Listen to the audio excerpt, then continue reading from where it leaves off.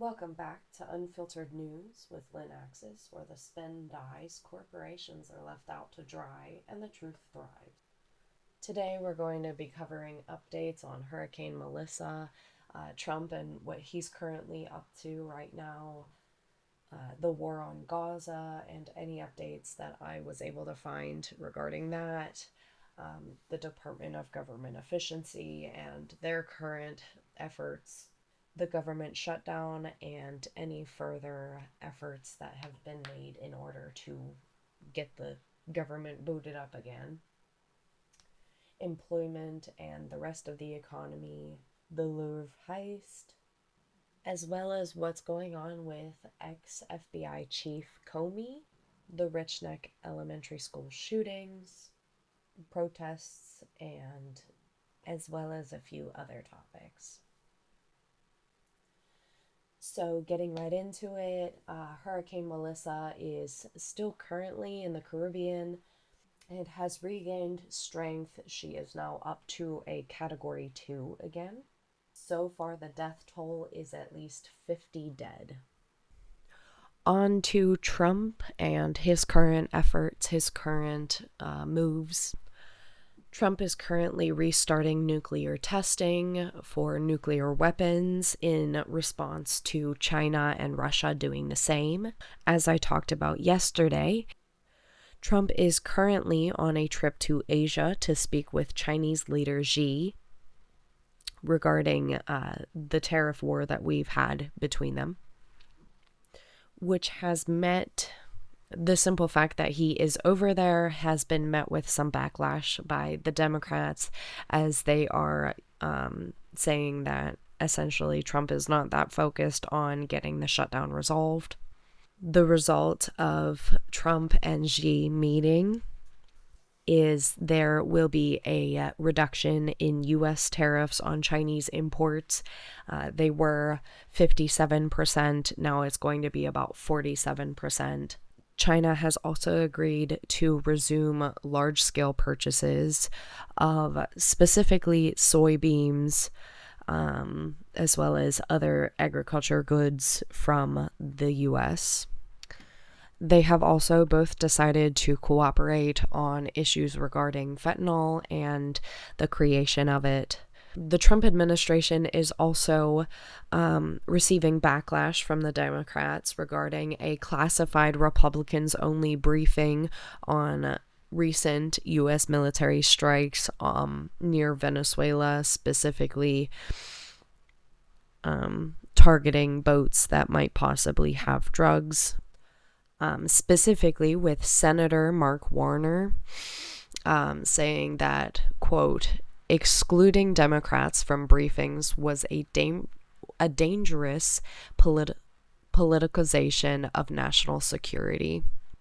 So I don't specifically think that it's a good idea to restrict either side from any type of briefing. I think doing so is going to isolate that side and cause more animosity, as we've seen, as well as it's just not a great thing for the president to do.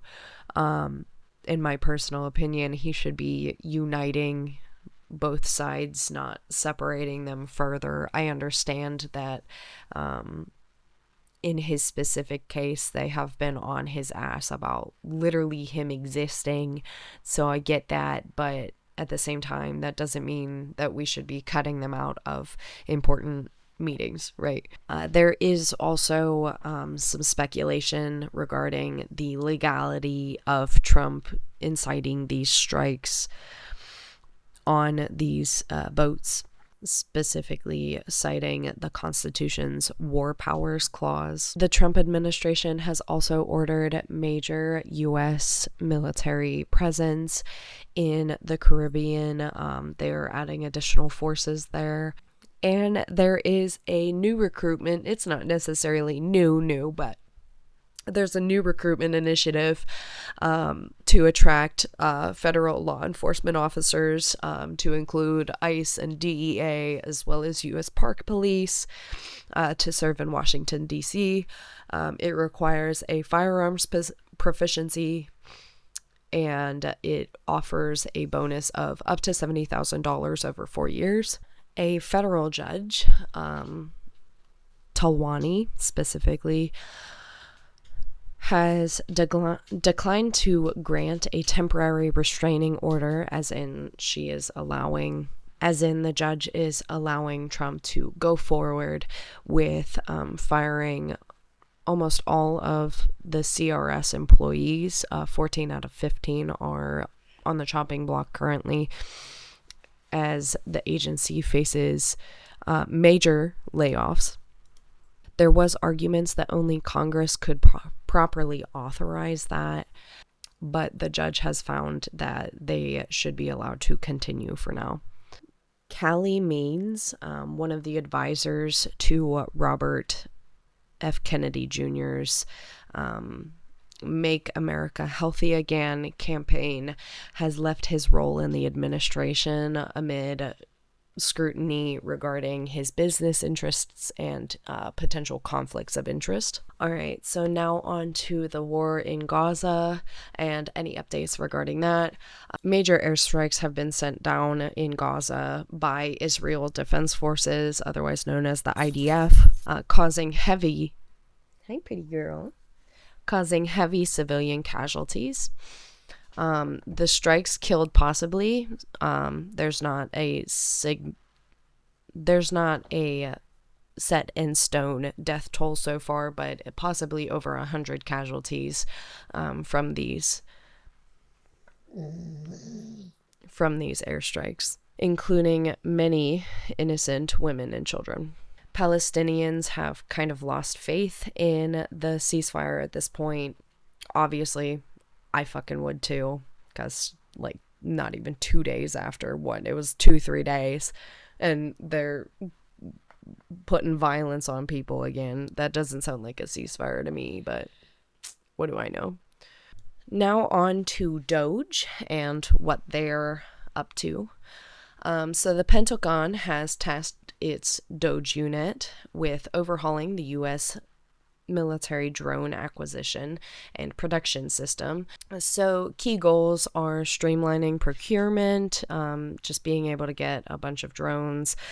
They're aiming to acquire tens of thousands of low-cost drones in the coming months. And okay, so DOGE is currently being tasked with acquiring tens of thousands of low-cost drones in an effort to acquire at least 30,000 drones total. That's their current goal.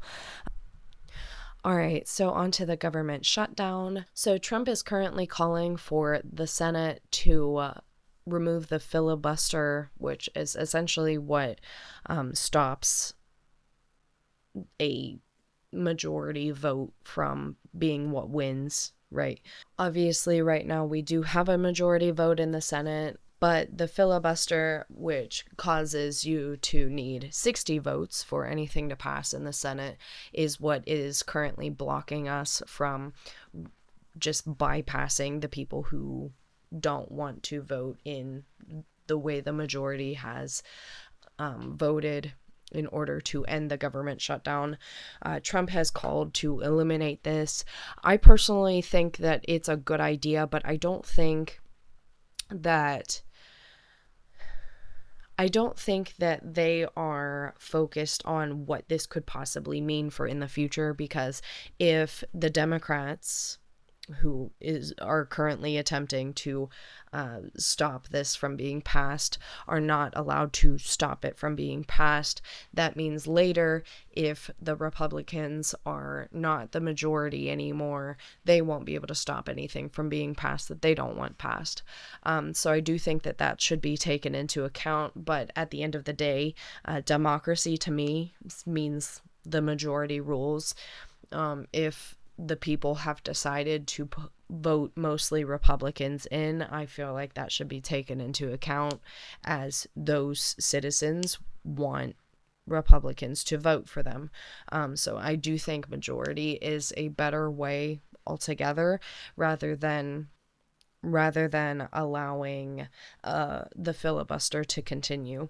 The government shutdown is currently entering its 31st day. It has been shut down since October 1st, and today is the last day before the shutdown will effectively stop food benefits, otherwise known as SNAP benefits. As a result, food banks and charities who are involved in giving food to the needy see a very strong spike in demand, and their capacity has, for the most part, been exceeded already. The government shutdown has continued because Congress has so far failed to pass a spending bill for the budget for our next year. And Democratic leaders continue to blame Donald Trump and the Republicans.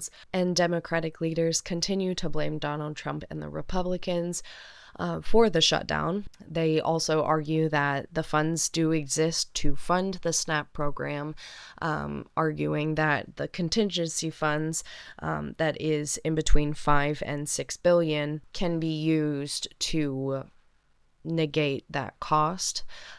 So for reference, it costs about 8 billion for SNAP to be fully funded. Me personally, I don't think that you should just hand over less than 6 billion, because that means just how many families are going to go without. It's sure, you could argue that it would be better than nothing, but I think honestly the responsibility lands in the hands of those who refuse to pass a spending bill, so that this can be moved forward. Some legality regarding using the contingency fund with no budget in place has also been brought to question, with the White House specifically arguing that it is illegal for them to touch those funds unless there is a budget in place. About 42 million Americans receive SNAP benefits, roughly 1 in 8 U.S. residents. There was also kind of related but not related. There's also a law that was passed in July of 2025 regarding SNAP benefits, causing the work requirements to raise in order to qualify for SNAP benefits. This is essentially going to affect those who were able to work but were not working. There are also mayors and state officials complaining that the Trump administration has refused to instruct states in regards to if they should use their own funds or not, and if they will get reimbursed if they do use their own funds. Which, me personally, I feel like you shouldn't have to be told to take care of your people. The way the U.S. is supposed to have been set up is it's supposed to have the power in the specific states. And so far as I'm concerned, the federal government should be more of a guiding light. The fact that they're not taking the initiative to make sure that their people don't go hungry is a concern to me.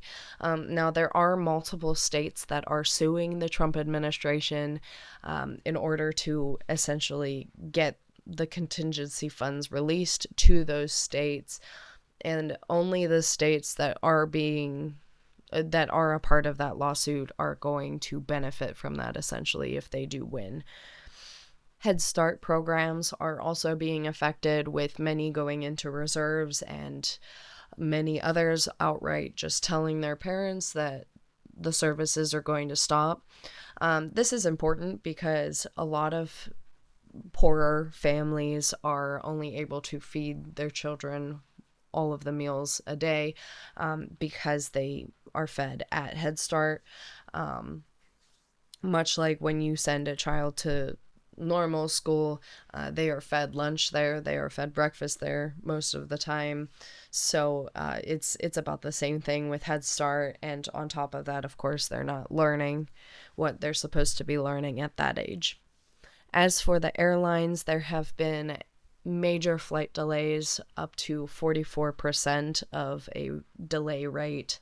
The CEOs of United Airlines Holdings and American Airlines Group have been booked to join a roundtable at the White House discussing the impact of the shutdown. The governor of New York, Kathy Hochul, has also declared a state of emergency in New York and has authorized $65 million in state funds to assist food banks and pantries across her state. At least she's doing fucking something. I don't know what these other states are doing. Like, just suing the federal government is gonna fix the problem. Like, no, it's not. You gotta pick yourself up by your bootstraps, as they like to say. There has also been a significant disruption at the FBI and their operations, specifically regarding a lot of informants aren't being paid. They aren't able to do undercover buys anymore, and a lot of their eyes and ears are going down because they are not able to pay their informants. A lot of support staff and analysts, as well as a lot of travel funding, is no longer able to happen.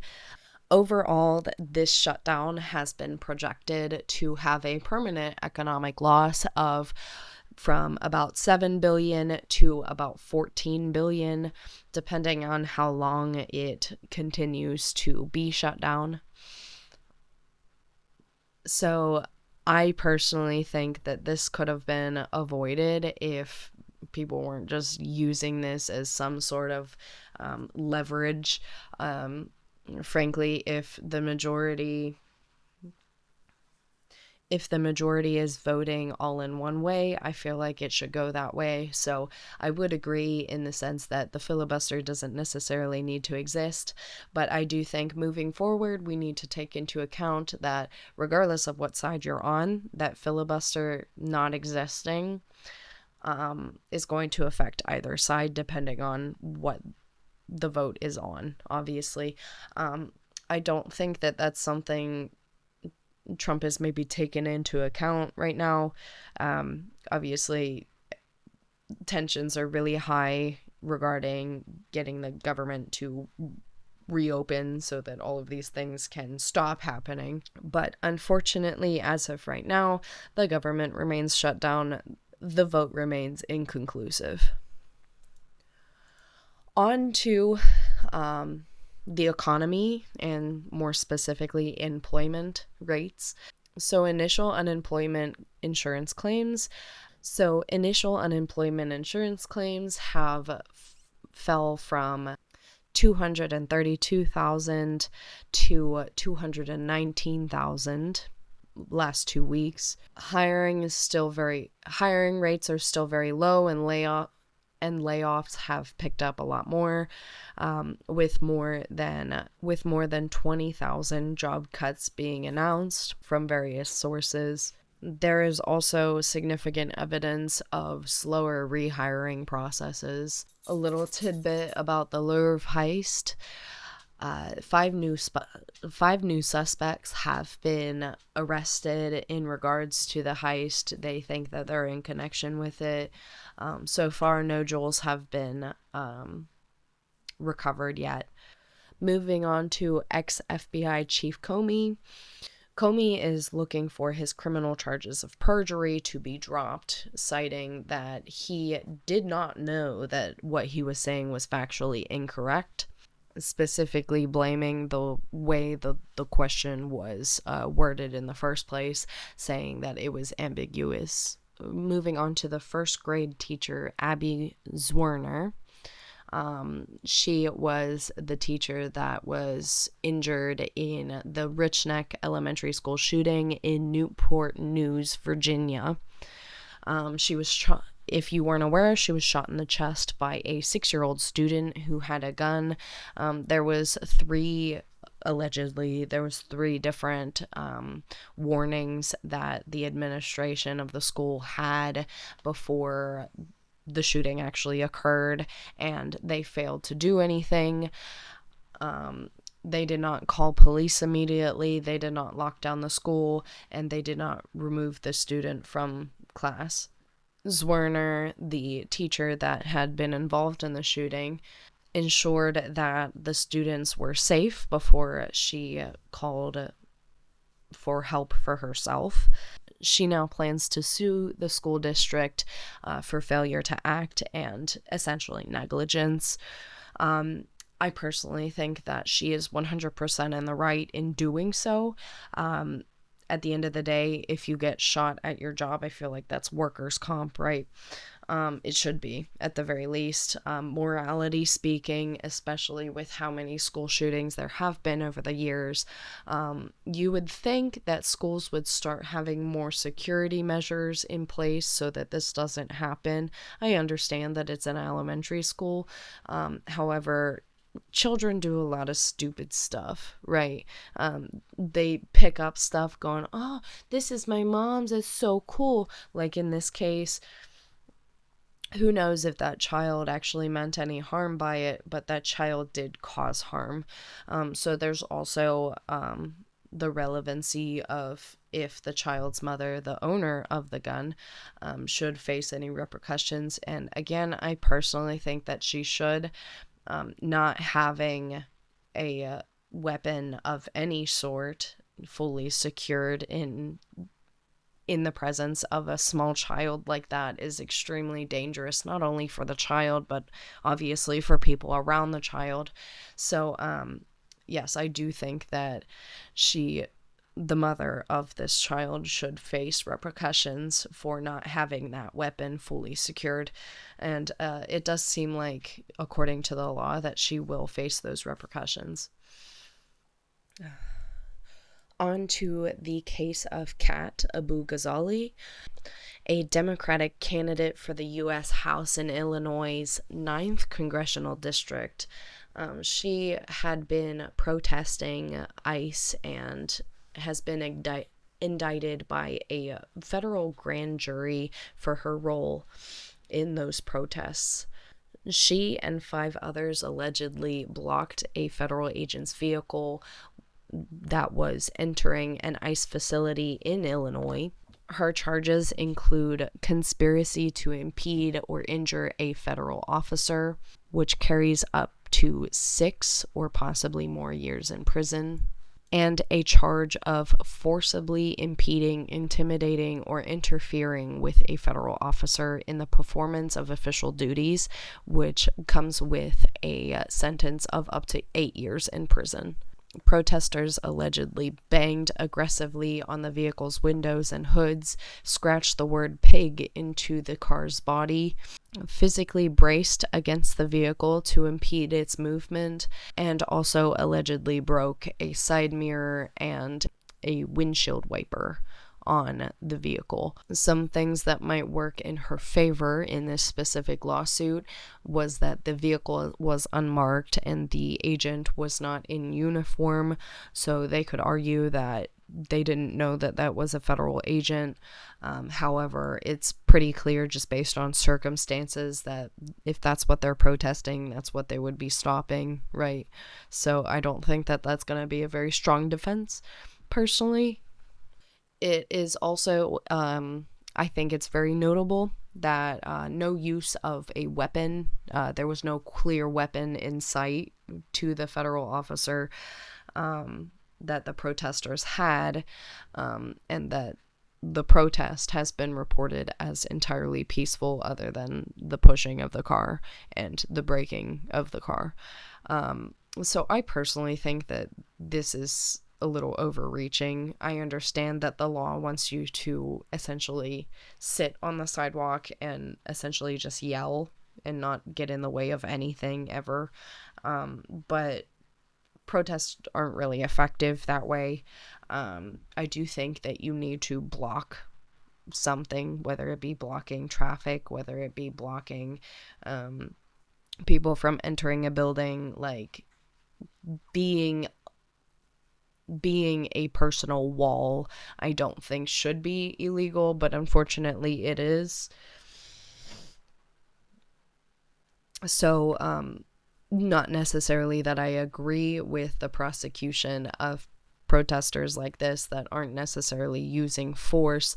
I do understand that it is against the law. I just don't think, I think that law should be changed. On to the prosecution regarding the death of Sonya Massey. So if you weren't aware, a little recap of what exactly happened.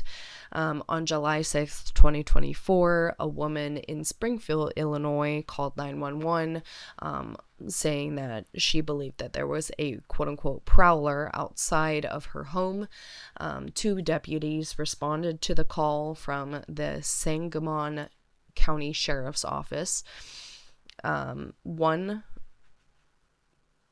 One specifically, one Sean Grayson, who is the defendant in this specific trial.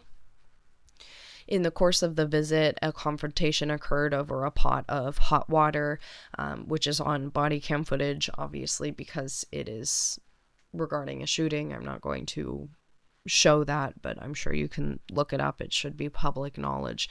Grayson, the deputy, has claimed that he believed that she was about to throw the hot water on him. Grayson then fired 3 shots, and Massey ended up passing away. Along with the body cam footage, witness testimony was also used in the trials regarding this case. And according to Massey's family, she was in a mental health crisis and asked for help on multiple occasions.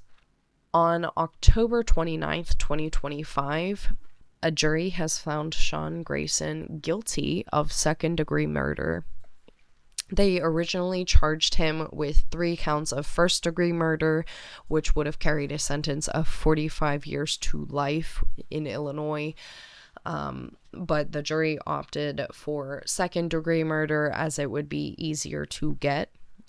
It would be a safer bet.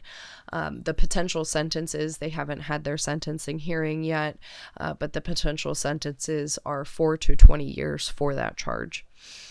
And probation is also possible under a second-degree murder charge in Illinois. The sentencing date is set for January 29th of 2026. And obviously, until then, he will remain in jail. Moving on to illegal immigration and related topics. So, Trump has set the refugee admissions ceiling for the fiscal year of 2026 at 7,500, which is the lowest in U.S. history for the refugee admissions program. He has also specifically directed most of the slots towards the white African minority of South Africa, who are currently facing racial prosecution. So I personally don't think that he should isolate a specific group and be like, oh yeah, these are who we should like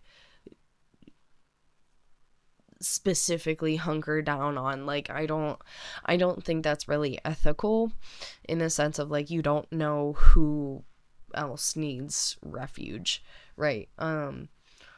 So I don't necessarily think that's a good plan, but based on the fact that our unemployment rates are so low, I do agree with not allowing refugees in general, not a large amount, to come in, because our economy is already suffering immensely, just with a sheer lack of jobs, a lack of opportunities, and I feel like those should come to our citizens before refugees, before immigrants that are trying to come over. Honestly, I would support a full lockdown at this point in regards to immigration, just based off of how our economy is currently doing. I don't know how if Trump plans on blocking immigration altogether, but I would support that in this case. At least temporarily, obviously not fully 100% forever. On to other stories that I didn't yet cover, but I think are important to cover. So, two federal prosecutors in Washington, Samuel White and Carlos Valdivia, were placed on administrative leave regarding a sentencing memo for the case of Taylor Taranto, essentially, they described the January 6th incident at the U.S. Capitol as a mob of rioters. The original memo was withdrawn from the public docket and replaced with one omitting references to January 6th and references to President Donald Trump. So I personally don't think any memo or order or memorandum should make it into a public docket from a judge or from a prosecutor even regarding political bias. I do think that in this case that is political bias, as there are very differing opinions on either side regarding January 6th and what happened. So that's just my take on things. I'd say the same thing if it was a Republican saying some shit about a Democrat, you know. I just don't think it really has a place in memos, in memorandums, in court orders to have an opinion in there, right?